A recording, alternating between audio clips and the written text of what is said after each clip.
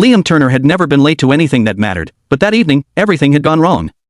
His 6-year-old daughter, Emma, had spilled orange juice on his only clean shirt, his babysitter had cancelled last minute, and his ancient car had refused to start. So there he was, one hand holding Emma's little pink backpack, the other clutching a bunch of slightly wilted daisies, running into Café Verde 15 minutes late for a blind date his best friend had forced him into that he hadn't dated in 3 years.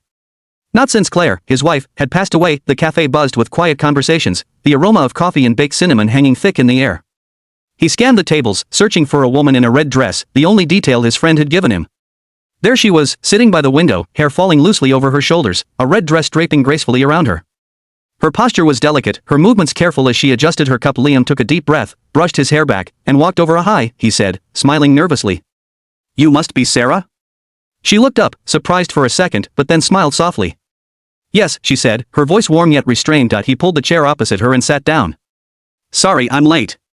"Long story, single dad problems." Something flickered in her eyes.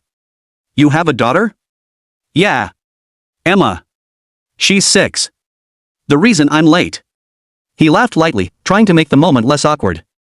"You don't mind, do you?" Her smile deepened just a little. "No. Not at all. I actually like kids." They talked. About books, coffee, work, how the world seemed to spin faster after loss. Liam didn't even notice an hour had passed. There was something calming about her, an honesty that felt rare. But something else too, an invisible wall. She never stood when he did, never reached for anything beyond her arm's length. When his phone buzzed, he excused himself to check on Emma. He promised the babysitter he'd be home in an hour. When he turned back, he finally noticed the detail that made everything shift: the wheelchair tucked neatly under the table, the metal frame barely visible in the cafe's warm lighting. He froze, her gaze caught his, a flicker of vulnerability flashing across her face. "You didn't notice before, did you?" she asked quietly. Liam shook his head. "No. I didn't." Most people would fumble, look away, say something clumsy. He didn't. He just smiled gently. "Guess I was too busy listening." For the first time that night, she laughed, a small, real laugh that carried a hint of surprise. They talked for another hour, longer than either of them planned.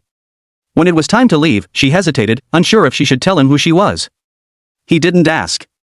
He only offered to walk her to her car, but as he pushed her wheelchair gently over the cafe's wooden ramp, a black car pulled up and a tall man in a dark suit stepped out. "Miss Evelyn," the man said curtly, opening the door for her. The name hit him like a quiet echo.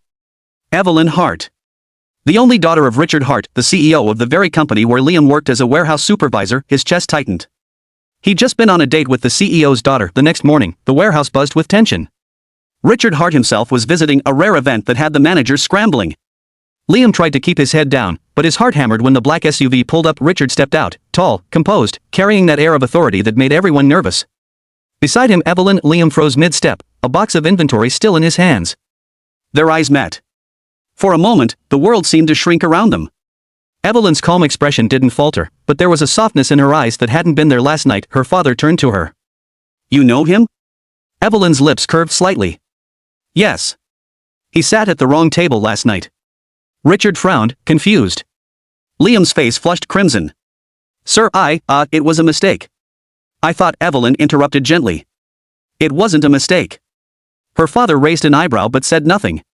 He turned toward his assistant and walked off, leaving the air thick with unspoken tension.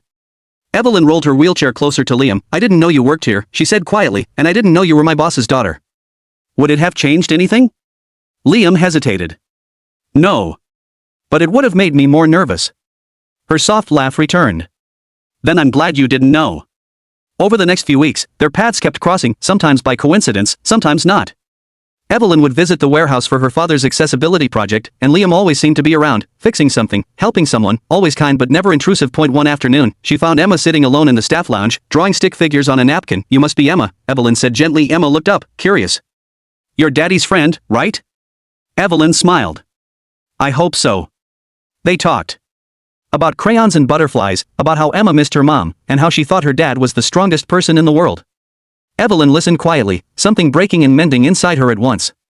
She had once believed her own life had ended the day of her accident, but looking at Emma's hopeful eyes, she realized how much strength can come from pain. Later that evening, Liam found them laughing together, Emma showing off her wobbly drawing of Daddy and Miss Evelyn having coffee. Something in that moment shifted again, something real, but it wasn't easy. Richard Hart soon found out about their growing closeness. He summoned Liam to his office one morning, his voice sharp and clipped. "I appreciate your work ethic, Mr. Turner. But my daughter's life is complicated. I don't want her getting hurt again." Liam stood there, his heart sinking.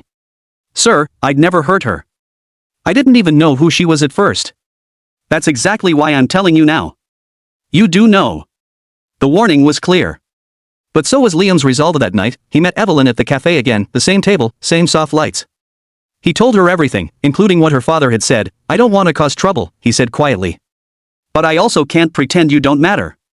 Evelyn's eyes glistened. You think this is easy for me? Every time someone looks at me, they see the chair, not me. But when you looked at me, you didn't see that. You saw me. That's what scares me most.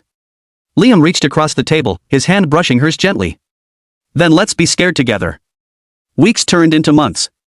Evelyn began visiting the warehouse more often, advocating for accessibility projects, working with Liam's team, laughing with Emma.